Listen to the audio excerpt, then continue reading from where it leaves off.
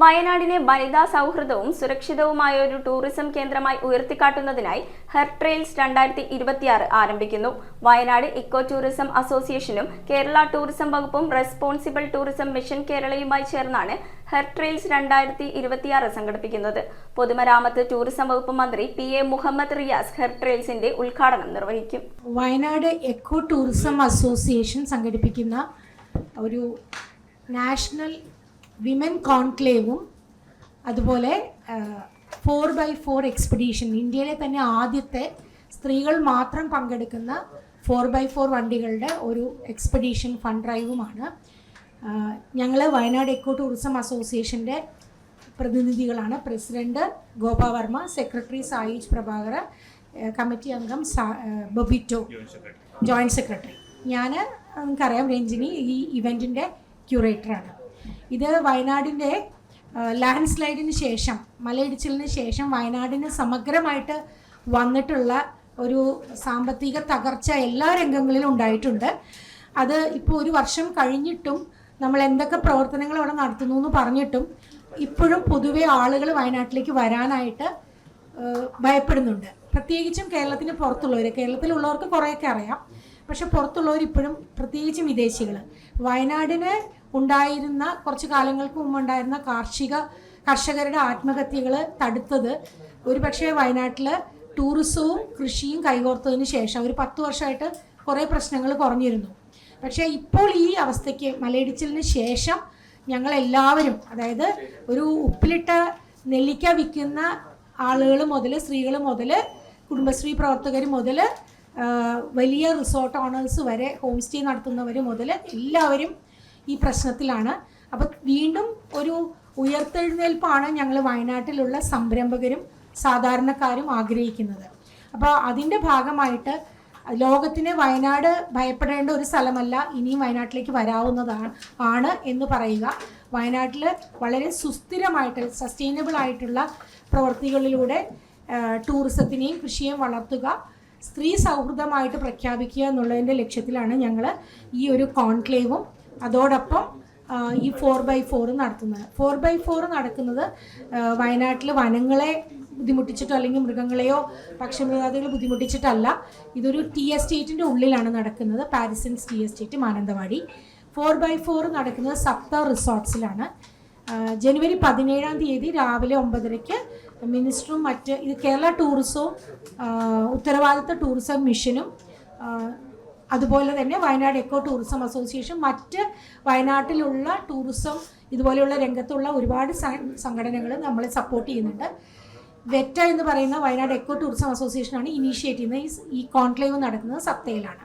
അടുത്ത ദിവസം മാനന്തവാടിയിൽ വെച്ചിട്ട് മിനിസ്റ്റർ കേളുവാണ്, ഞങ്ങളുടെ MLA കൂടിയാണ്, അദ്ദേഹമാണ് ഇത് ഫ്ലാഗ് ഓഫ് ചെയ്യുന്നത് 2ാമത്തെ ദിവസം.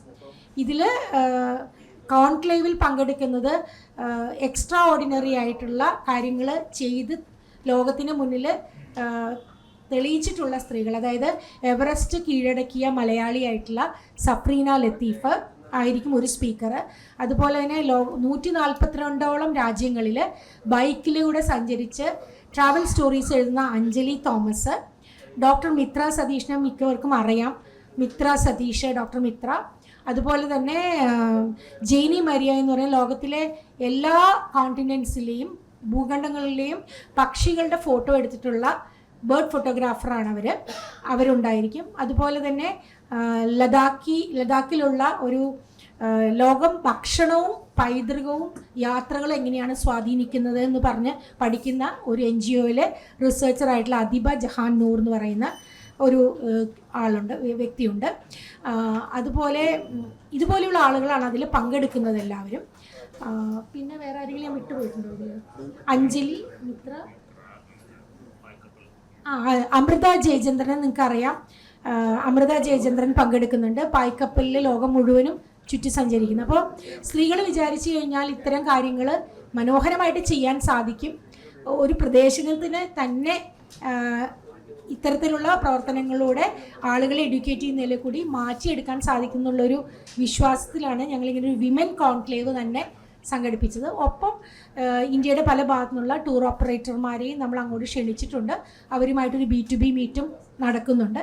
ഇതിൽ പീപ്പിൾ പാർട്ടിസിപ്പേറ്ററി ആയിട്ടാണ് നമ്മൾ ചെയ്യുന്നത്. സാധാരണക്കാരായിട്ടുള്ള ആളുകൾ, അതായത് ടൂറിസം എന്ന് പറയുന്നത് മാറ്റി വെക്കേണ്ട ഒരു കൂട്ടരോ അല്ലെങ്കിൽ കൃഷി വേറൊരു കൂട്ടരോ അങ്ങനെയല്ല, എല്ലാവരെയും ഒരുമിപ്പിച്ച് കൊണ്ടുവന്ന് സാധാരണ സ്ത്രീകൾ കൂടി ഈ കുട്ടികളുണ്ട്, സ്റ്റുഡൻസ് ഉണ്ട്, ടൂറിസം രംഗത്ത് ഉള്ള സാധാരണ വ്യക്തികളും സ്റ്റുഡൻസിനെയും പങ്കെടുപ്പിച്ചുകൊണ്ടാണ് ഈ ഒരു പരിപാടി നമ്മൾ സംഘടിപ്പിക്കുന്നത്.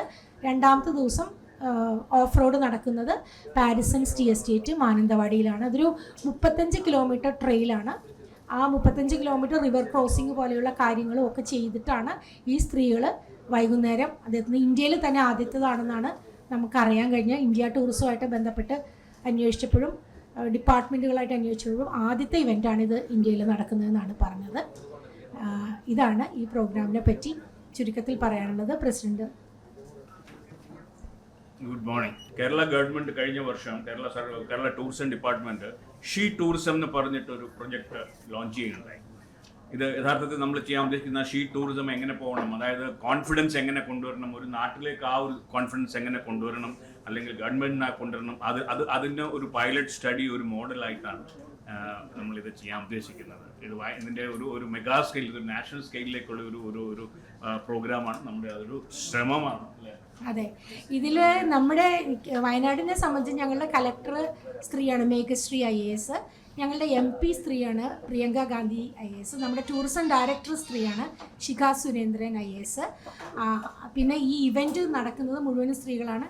ഇവൻറ്റ് ക്യൂറേറ്റ് ചെയ്യുന്നത് ഞാനുമാണ്. അപ്പോൾ എല്ലാവരും സ്ത്രീകളാണ്, സ്പീക്കേഴ്സ് എല്ലാവരും സ്ത്രീകളാണ്, വണ്ടി ഓടിക്കുന്നത് എല്ലാവരും സ്ത്രീകളാണ്.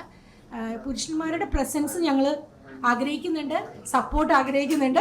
പക്ഷെ സ്ത്രീകളുടെ ശക്തിയും സ്ത്രീകൾക്ക് ചെയ്യാൻ ഇതൊക്കെ സാധിക്കുമെന്നുള്ളത് ലോകത്തിന് മുന്നിൽ അറിയിക്കുക. നമുക്കറിയാം, നമ്മുടെയൊക്കെ വീടുകളിലെ സ്ത്രീകളെ ഒരു സ്ഥലത്തേക്ക് വിടണമെങ്കിൽ ആ സ്ഥലം സേഫ് ആയിരിക്കണം എന്ന് പറയും. അപ്പോൾ വിമൻ ഫ്രണ്ട്ലിനെസ് എന്ന് പറഞ്ഞാൽ ആ ഒരു ഡെസ്റ്റിനേഷൻ സേഫ് ആണെന്ന് ഞങ്ങൾക്ക് പറയണം. സ്ത്രീകൾ അതിനകത്തേക്ക് വന്നു കഴിഞ്ഞാൽ നമുക്കറിയാം, കുടുംബശ്രീ പോലെയുള്ള മോഡൽ കേരളത്തിൽ ഉണ്ടായിട്ടുണ്ട്. അപ്പോൾ അത് സസ്റ്റൈനബിൾ ആയിട്ടുള്ളൊരു മോഡലായിട്ട് ഞങ്ങൾക്ക് ടൂറിസത്തിനെ അവിടെ പ്രഖ്യാപിക്കണം. ഇതൊക്കെ നമ്മൾ കുറേ കാലമായിട്ട് പറയുന്നുണ്ടെങ്കിലും പ്രവൃത്തിയിൽ കൊണ്ടുവരാമെന്ന് പറയുന്നത് അത്ര എളുപ്പമല്ല എന്ന് നമുക്കൊക്കെ അറിയാം.